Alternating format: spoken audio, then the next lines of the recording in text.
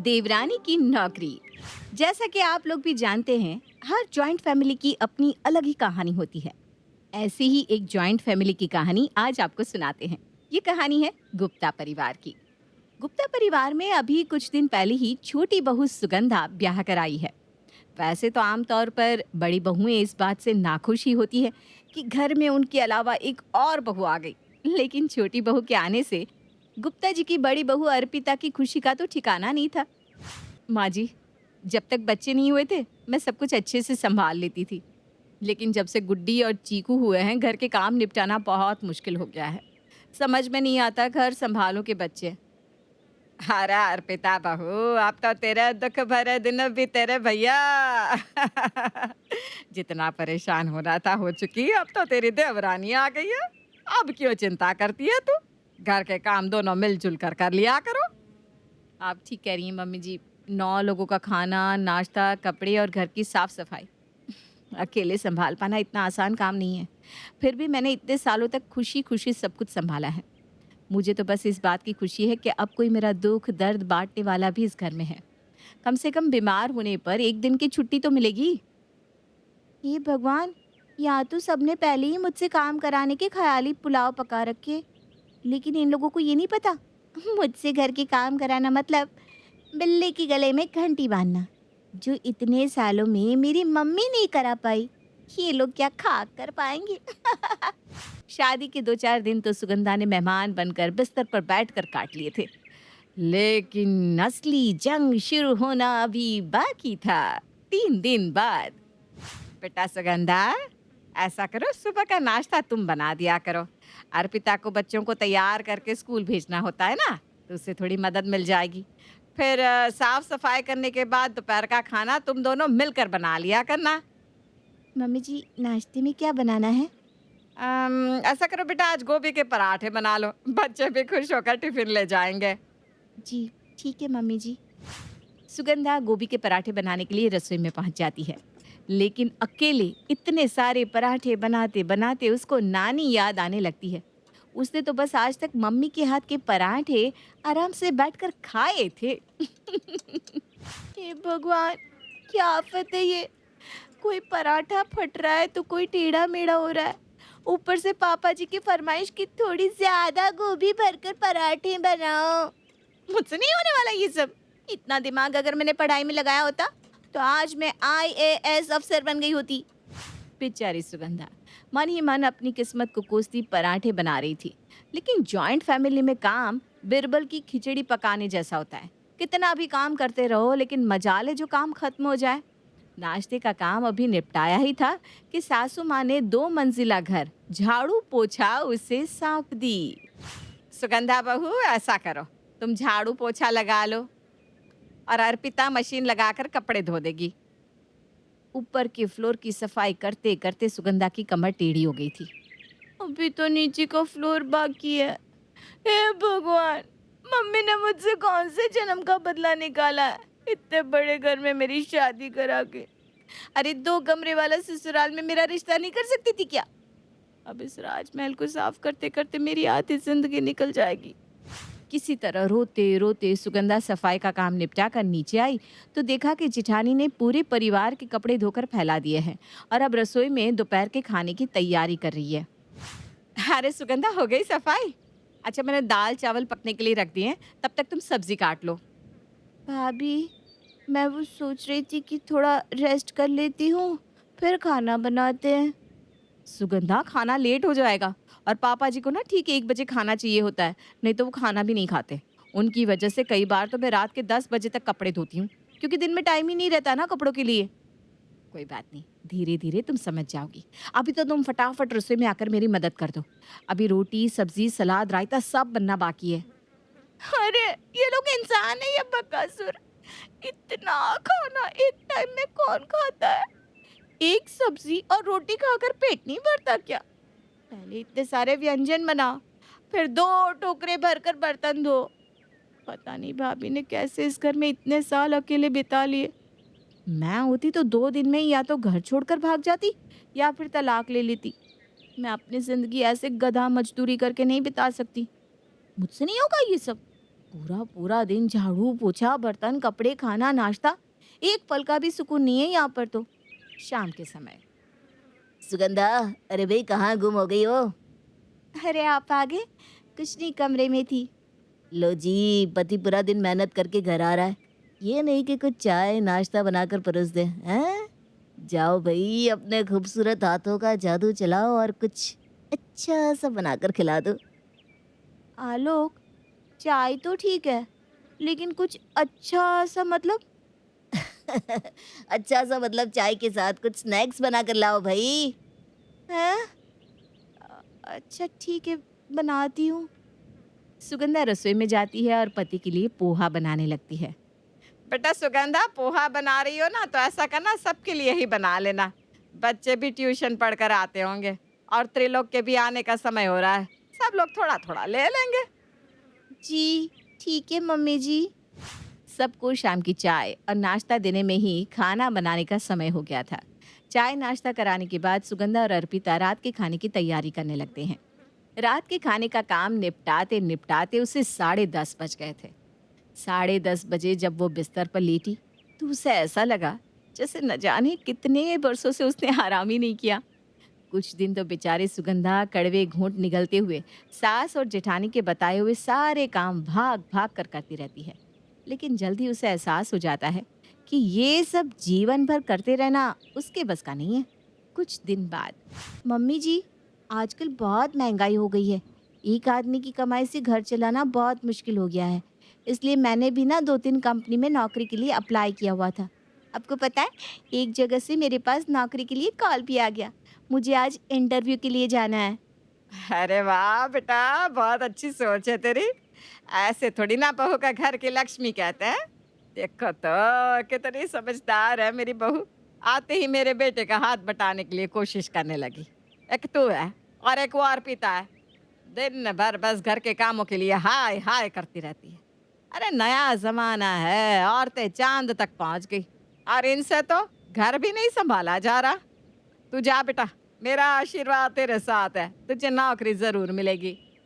सास से आशीर्वाद लेकर सुगंधा नौकरी के इंटरव्यू के लिए निकल जाती है। शाम को 5 बजे। अरे सुगंधा बेटा, कैसा हुआ इंटरव्यू? सब बढ़िया रहा ना? जी मम्मी जी, इंटरव्यू तो बहुत अच्छा हुआ और मुझे जॉब भी मिल गई। अरे वाह वाह वाह वाह, माता रानी ने मेरी सुन ली बेटा। जीती रहो, खूब तरक्की करो, फूलो फलो। तो कब से ज्वाइन कर रही हो बेटा? कल से ही ज्वाइन करना है मम्मी जी। अच्छा अच्छा ठीक है। तू थक गई होगी ना, पूरे दिन से आप घर में घुसी है। जा जाकर आराम कर ले और अपने जाने की तैयारी कर ले। आज का काम अर्पिता देख लेगी। मम्मी जी, भाभी अकेले। अरे हाँ हाँ, कोई दिक्कत नहीं है, उसे आदत है। 8 साल से वही तो सब संभालते आ रही है। तू चिंता मत कर। हाँ, जा जाकर थोड़ा सुस्ता ले बेटा। सुगंधा सास के कहने पर अपने कमरे में आकर आराम करने लगती है। अर्पिता बहू, जी मम्मी जी। बेटा वो सुगंधा की ना जॉब लग गई है। पूरा दिन बेचारी दिमाग खपा कर आई है, इसलिए रात का खाना तू ही देख लियो। और हाँ, एक कप चाय बनाकर उसके कमरे में ही दे आना। मैंने कहा कि थोड़ा आराम कर ले, फिर तो कल से दौड़ भाग करनी है। क्या नौकरी? अब सुगंधा नौकरी करेगी क्या? हाँ हाँ, अभी अभी बताया तो मैंने कि उसकी नौकरी लग गई। कहाँ, कौन सी कंपनी में? और सैलरी कितनी मिल रही है? अरे अभी उसे नौकरी ज्वाइन तो कर लेने दे, आगे सैलरी भी पूछ लेना। बेटा ऐसे अच्छा थोड़ी ना लगता है कि पहले ही दिन मैं उससे पूछ लूं तुझे पगार कितना मिलेगा। अरे जो भी पैसा मिलेगा आखिर वो कहाँ ले जाएगी, सब घर में ही तो आएगा ना। मैं तो सच्ची बहुत खुश हूँ। हमारे खानदान की पहली औरत है जो घर की चौखट लांग कर ऑफिस तक पहुंची है। सासू माँ तो छोटी बहू की नौकरी लगने से बहुत खुश नजर आ रही थी, लेकिन बड़ी बहू अर्पिता का मन अभी भी ये सच स्वीकार नहीं कर रहा था कि ऐसे अचानक छोटी की नौकरी कैसे लग गई। जहाँ तक उसे याद था, छोटी के पास पहले का कोई वर्क एक्सपीरियंस भी नहीं था और ऐसी कोई प्रोफेशनल डिग्री भी तो उसने नहीं ली हुई थी। डाउट तो मेरे मन में बहुत सारे हैं, लेकिन प्रॉब्लम यह है कि अगर मैंने कुछ भी कहा तो मम्मी जी को यही लगेगा कि छोटी की तरक्की से जल रही हूँ। अर्पिता बहू ऐसा करना, सुबह जब तू बाकी सबका टिफिन बनाएगी ना तो सुगंधा का भी टिफिन पैक कर देना। वो बेचारी पूरा दिन ऑफिस में काम करेगी, कम से कम घर का खाना खाएगी तो शरीर में ताकत बनी रहेगी। माँ जी, सुगंधा को कहिए ना सुबह उठकर कम से कम नाश्ता बनाने में ही मेरी थोड़ी मदद कर दिया करे। फिर तो वो ऑफिस चली जाएगी और पूरा दिन घर के कामों में मुझे अकेले ही खटना पड़ेगा। अरे बहू, ये कैसी बेतुकी की बात कर रही है? वो बेचारी सुबह सुबह ऑफिस के लिए निकल रही है। अब ऑफिस में भी वो सारा दिन काम ही करेगी, हाथ पर हाथ रखकर बैठेगी तो नहीं। तू घर में है तो घर के काम तो तुझे ही करने पड़ेंगे ना। और मुझे ना ज्यादा ज्ञान मत दे, जाकर उसका टिफिन बना जा। मम्मी जी, मुझे पता है कि वो ऑफिस जा रही है तो वहाँ काम ही करेगी, लेकिन घर के काम भी तो उसके अपने ही है ना। घर के कामों में मदद करना भी उसका फर्ज बनता है या नहीं? अब वो सुबह उठकर जल्दी जल्दी अपने ऑफिस के लिए तैयार हो या फिर तेरे साथ किचन में आकर रोटियां बेले हैं? घर से बाहर जाने वाले को बाहर की 10 चिंता होती है। अब मुझे ना ये रोज रोज की झिकझिक नहीं चाहिए। जैसा पिछले 8 सालों से घर चल रहा था आगे भी चल सकता है। सुगंधा बाहर काम कर रही है तो उसमें भी घर की ही भलाई है ना। अर्पिता को समझ में आ गया था कि नौकरी की बात सुनते ही सासू माँ के तेवर बदल गए हैं। कल तक जो सासू माँ उसे देवरानी के आने का दिलासा देकर काम का बंटवारा करने के लिए कहती थी, वही आज अपनी बातों से पलट गई थी। लेकिन कहते हैं ना, पानी में रहकर मगरमच्छ से बैर नहीं किया जा सकता। उसी तरह अर्पिता भी जानती थी कि ससुराल में रहना है तो सास से बिगड़ने का कोई मतलब नहीं है। इसलिए उसने सासू माँ की बातों का कोई जवाब नहीं दिया और दुखी मन से रसोई में जाकर अपना काम करने लगती है। धीरे धीरे दिन बीत रहे थे। सुगंधा रोज सुबह आराम से सोकर उठती, नहा धोकर अच्छे से तैयार होती और जेठानी का बना बनाया टिफिन हाथ में लेकर ऑफिस के लिए निकल जाती। इधर पूरा दिन जेठानी अर्पिता घर के कामों में फंसी रहती। वो बेचारी अकेले ही पूरे घर का खाना, नाश्ता और साफ सफाई का काम देखती। सुगंधा ऑफिस से घर लौटने के बाद भी रसोई में आकर जेठानी की मदद करना जरूरी नहीं समझती थी। सुगंधा, तुम शाम को ऑफिस से आने के बाद ही मेरी थोड़ी मदद कर दिया करो। माँ जी से तो कुछ भी कहने का कोई फायदा नहीं है, लेकिन तुम तो समझती हो ना, घर के काम करते करते मेरी हालत खराब हो जाती है। कम से कम तुमसे तो थोड़ी मदद की उम्मीद मैं कर ही सकती हूँ। मैं समझ सकती हूँ भाभी, घर में बहुत काम होते हैं, आप भी थक जाती होंगी। लेकिन सच बताऊँ, पूरा दिन ऑफिस में दिमाग खपाने के बाद घर आकर ना एक गिलास पानी भी खुद से लेकर पीने का मन नहीं करता। और अभी तो मुझे उतना काम करने की आदत भी नहीं है ना। भाभी, आप मैनेज कर लीजिए ना। मुझ में तो बिल्कुल ताकत ही नहीं बचती घर आकर कुछ भी काम करने की। किसी को भी इस घर में मेरी नहीं पड़ी। छोटी बहू पैसे कमा कर ला रही है तो अब माँ जी को वही अच्छी लगती है। मैं यहाँ घर के कामों में दिन भर खपती रहती हूँ, लेकिन किसी को मेरी तकलीफ का कोई अंदाजा नहीं। यहाँ तक कि कल की आई हुई सुगंधा ने भी आज मुंह पर ही मदद करने के लिए मुझे मना कर दिया। अर्पिता आकर रसोई में रात के खाने की तैयारी करने लगती है। तभी उसे सास की बातें कान में पड़ती है। अरे जीजी, सच में बिल्कुल लक्ष्मी है। लक्ष्मी मेरी छोटी बहू खानदान की पहली बहू है जो घर से बाहर निकलकर पैसे कमा कर ला रही है। घर के आदमियों से कंधे से कंधा मिलाकर चल रही है। भाई मैं तो यही कहूंगी कि आजकल एक आदमी की कमाई में घर कहाँ चलता है। सबकी बहुओं को ना कमाना चाहिए। अभी तो सुगंधा ने कमाकर 1 रुपया हाथ में नहीं रखा। अभी से माँ जी को बस सुगंधा ही सुगंधा दिखाई पड़ रही है। हर बहू को घर से बाहर जाकर कमाना चाहिए। हाँ, बिल्कुल सही कह रही हैं माँ जी। घर से बाहर जाकर कमाने वाली औरत की कम से कम इज्जत तो होती है। यहाँ मैं सालों से सुबह से लेकर रात तक एक पैर पर खड़े होकर सबकी सेवा कर रही हूँ, लेकिन मेरी तारीफ में माँ जी ने कभी 2 शब्द नहीं कहे। सुगंधा घर से बाहर जाकर नौकरी तो कर रही है, लेकिन वापस आकर घर के एक भी काम में हाथ नहीं लगाती। अगर ऐसी ही हर औरत घर से बाहर नौकरी करने लगे तो घर कैसे चलेगा, ये कभी सोचा है माँ जी ने? सुगंधा अपनी किस्मत को कोसती हुई रसोई में खाना बना रही थी। तभी उसका फोन बजने लगता है। हाँ नीतू, बता कैसी है?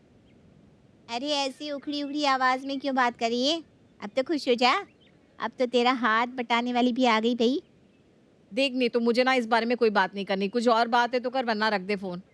अरे लेकिन हुआ क्या है, कुछ बताएगी भी? नीतू के बार बार पूछने पर अर्पिता उसको सारी बात बताती है।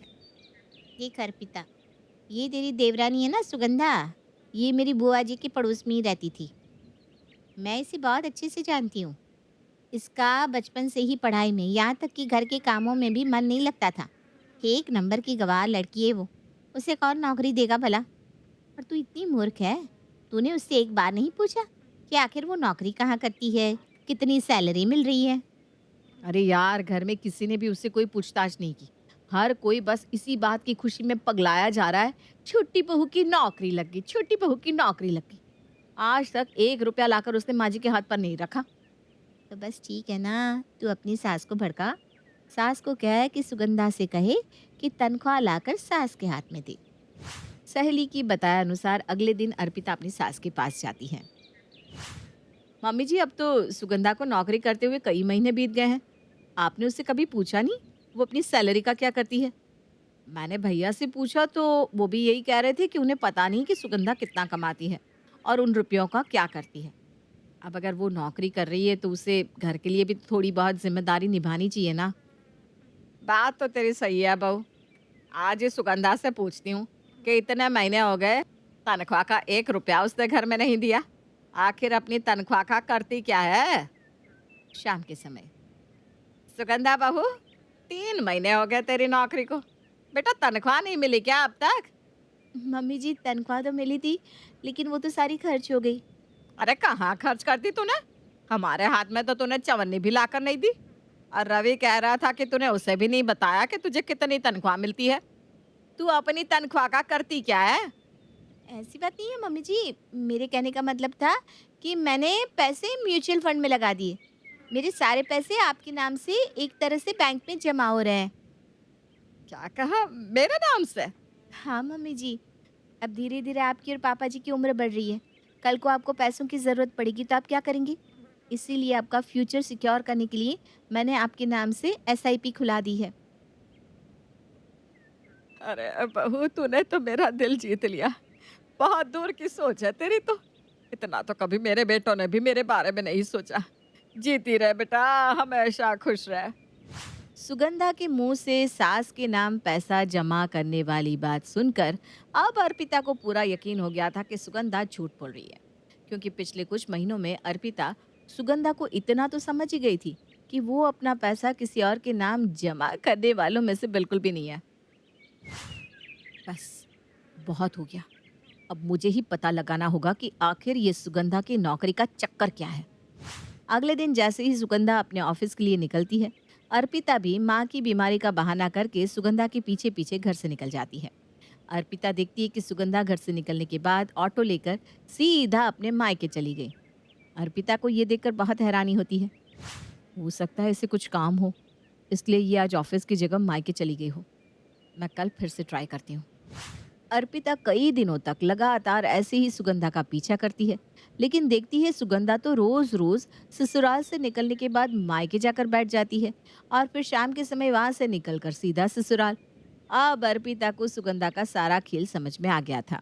अगले दिन, मम्मी जी आपको पता है, आज मैं ना आपको एक सरप्राइज देने वाली हूँ। अरे क्या सरप्राइज है, साफ साफ बता। नहीं मम्मी जी, ऐसे नहीं। सरप्राइज के लिए आपको मेरे साथ चलना होगा। शाम को 4 बजे अर्पिता सास को साथ लेकर सुगंधा के मायके पहुंच जाती है। वहां जाकर वो दोनों देखते हैं कि सुगंधा आराम से बिस्तर पर सो रही है।